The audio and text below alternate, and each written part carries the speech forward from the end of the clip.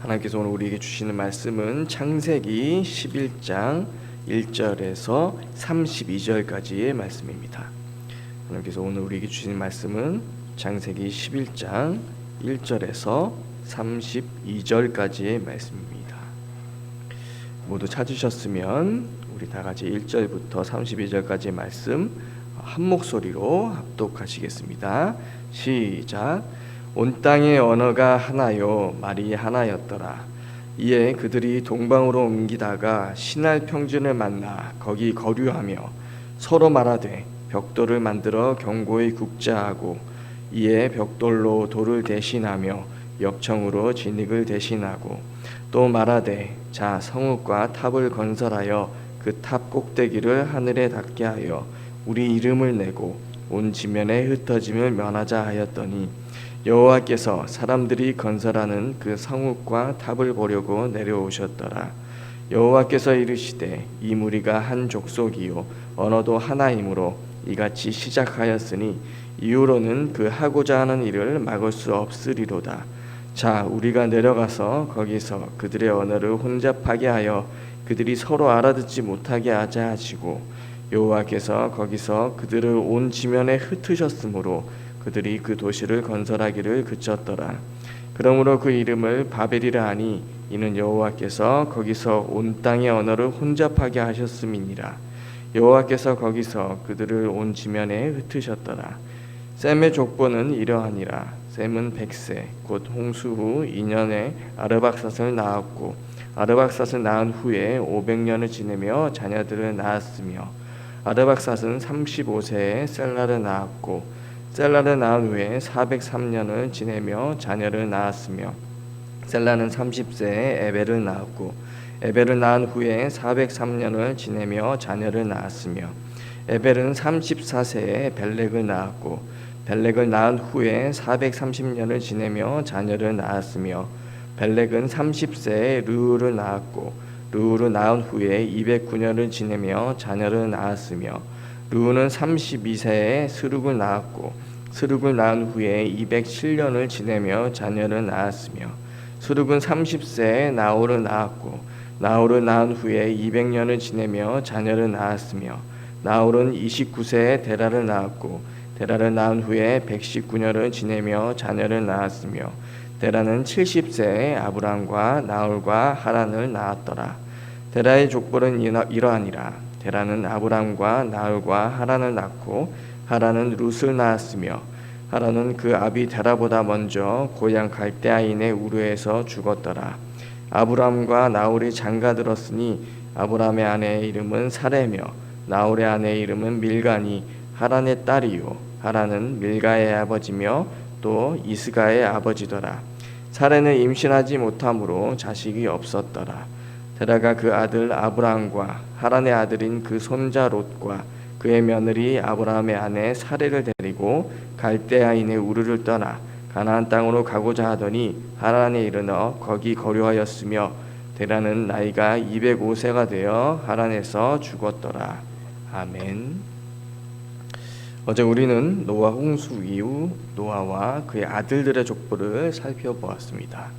야벳과 함과 셈 중 노아의 저주를 받은 함의 자손을 통해 니므롯이라는 사람이 나왔고 최초의 세상 나라를 세웠습니다. 최초 인간에게 하나님이 주신 축복은 이 땅에서 생육하고 번성하라였습니다. 그리고 홍수 이후 인간에게 주어진 사명도 이 땅에서 생육하고 번성하라는 동일한 축복이었습니다. 그렇기 때문에 하나님께서는 계속 이 땅의 인간들을 흩으시고 나뉘게 하셨는데 오늘 11장에 들어와서 세상 나라를 세운 인간들은 본문 4절의 말씀처럼 흩어짐을 면하자라는 하나님의 뜻에 반대된 행동을 하기 시작합니다. 그리고 결국에는 자신들의 이름을 내기 위해서 또 명성을 떨치기 위해서 바벨탑을 건설하기까지 이릅니다. 그 탑 꼭대기를 하늘에 닿게 하자는 말은 자신이 하나님과 같이 되어 육신과 안목의 정욕을 채우고 이생의 자랑을 하기 위한 것이었습니다. 바로 최초 인간이 사탄에게 속은 것과 똑같은 죄악을 저지르기에 이른 것입니다. 생육하고 번성하여 땅에 충만하라는 축복과 사명을 인간에게 주셔서 에덴에서부터 온 세상에 임해야 할 하나님의 나라는 선악과 사건으로, 가인의 살인으로, 또 홍수 심판 사건으로 계속해서 파괴되어 같아 보입니다. 그리고 오늘 바벨탑 사건에 오면서 더 이상 하나님 나라가 세워질 희망조차 보이지 않아 보입니다. 하지만 하나님께서는 다시 홍수 심판과 같이 인간을 멸하지 않겠다고 하신 것처럼 그 인간들을 멸하지 않으시고 언어를 혼잡하게 하시어 흩어짐을 면하자 하는 그들의 악한 뜻을 이루지 못하게 하십니다. 그리고 갑자기 셈 족보가 나오는데 왜 다시 셈의 족보가 나오는 것일까요? 그리고 10장의 노아의 아들들의 족보와 다시 나오는 셈의 족보 사이에 바벨탑 사건은 왜 기록이 된 것일까요? 그것은 어떻게 해서든지 다시 죄의 자리로 돌아가려 하는 어려서부터 악한 인간의 모습의 끝을 보여주고 있는 것입니다. 그리고 더 이상은 이 인간으로 하여금 어떤 선한 것도 나올 수 없어 보이는 절망의 상황에서 하나님께서 선택한 셈 족속의 후손들을 열거하시면서 하나님이 하실 일을 하나님이 시작하시는 일을 나타내시는 것입니다. 10장의 셈 족보는 에벨이라는 사람이 낳은 벨렉과 욕단이라는 두 사람 중 욕단의 족보로 끝이 나지만 11장의 족보에서는 장자인 벨렉의 족보로 이어집니다. 바로 이스라엘의 조상 아브라함의 족보를 보여주고 계십니다. 그리고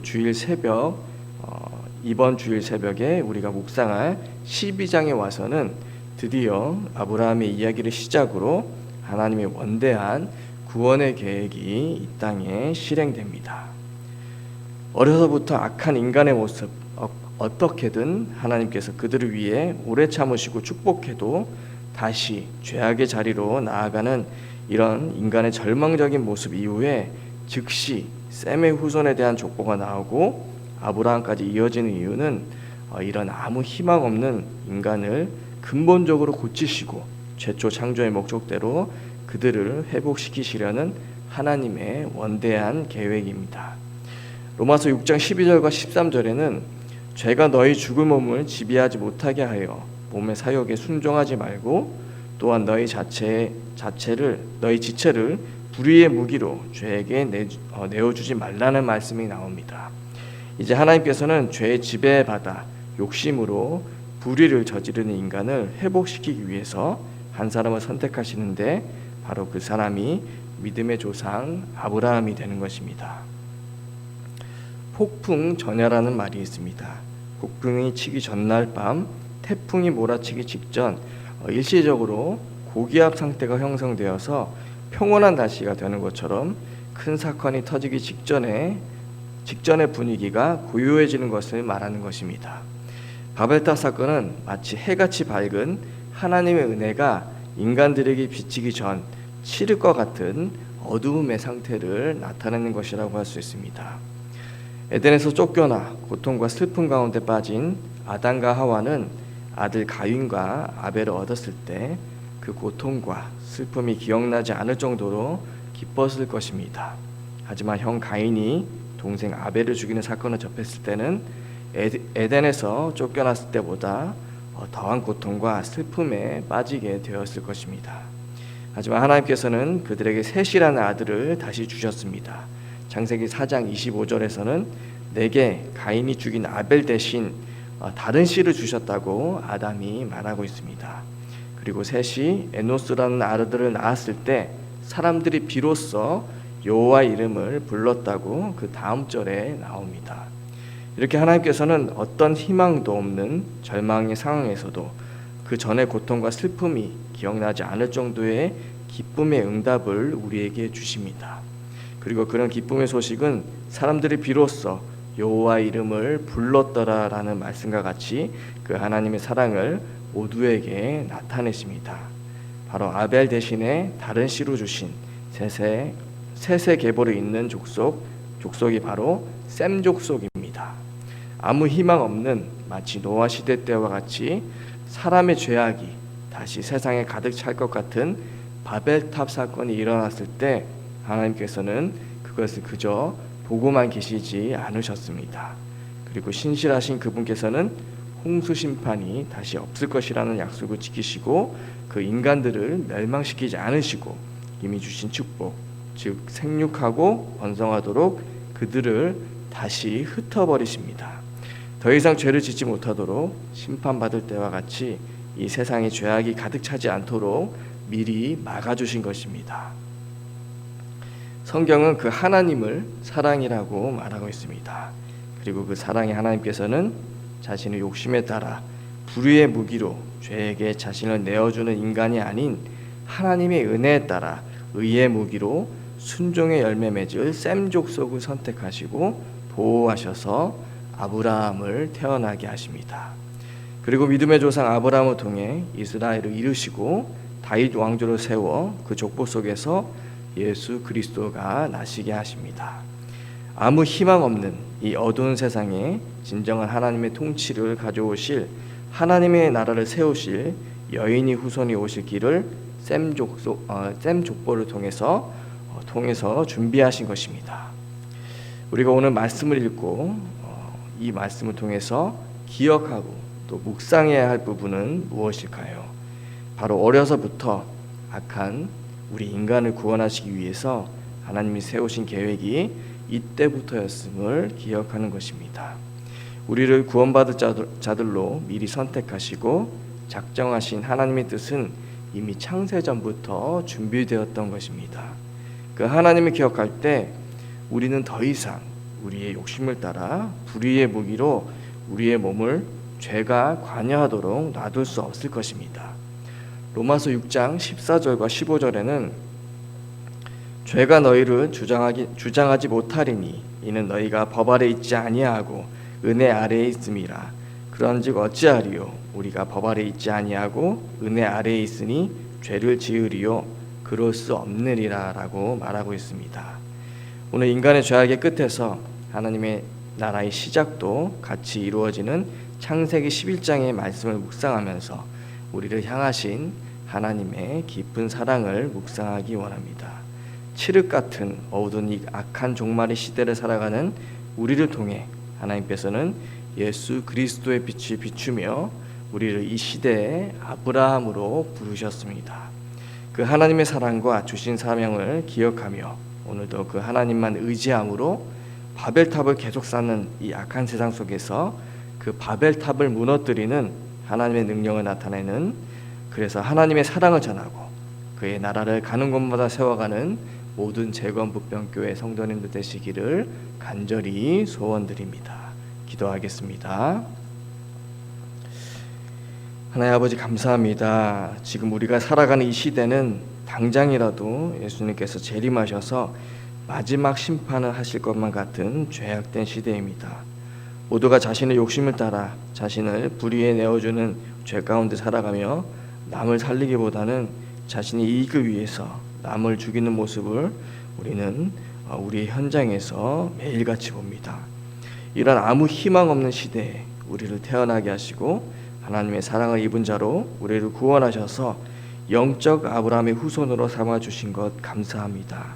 그 하나님의 사랑을 기억하며 말씀을 통해 주신 은혜로 항상 하나님께 순종하며 하나님의 의의 무기로 이 땅 가운데 예수 그리스도의 생명의 빛을 발하며 살게 하여 주시옵소서. 그래서 왕같은 제사장으로 이 나라와 민족과 세계를 살리는 우리 모두 되게 하여 주시옵소서. 예수 그리스도 이름으로 기도드리옵나이다. 아멘. 하늘에 계신 우리 아버지, 아버지의 이름을 거룩하게 하시며 아버지의 나라가 오게 하시며 아버지의 뜻이 하늘에서와 같이 땅에서도 이루어지게 하소서. 오늘 우리에게 일용할 양식을 주시고 우리가 우리에게 잘못한 사람을 용서하여 준 것 같이 우리 죄를 용서하여 주시고 우리를 시험에 빠지지 않게 하시고 악에서 구하소서. 나라와 권능과 영광이 영원히 아버지의 것입니다. 아멘.